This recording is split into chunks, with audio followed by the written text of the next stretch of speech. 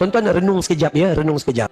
Selepas dengar azan kita ambil wuduk contohnya. Apa Nabi kata? Nabi kata barang siapa yang berwuduk dengan sempurna dan kemudian membaca doa, asyhadu an la ilaha illallah wahdah la syarikalah wa asyhadu anna Muhammadan abduhu wa rasuluh.